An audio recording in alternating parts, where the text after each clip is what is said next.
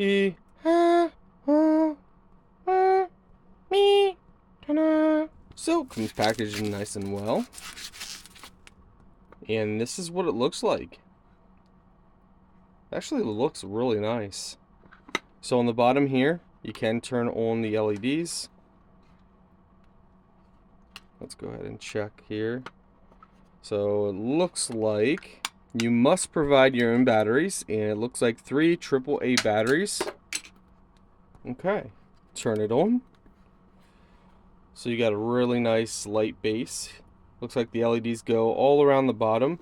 Now you can take this off, which is kind of why I've been holding it. It smells really good. Let's show you guys what it looks like in the dark here. So, super bright, as you guys can see.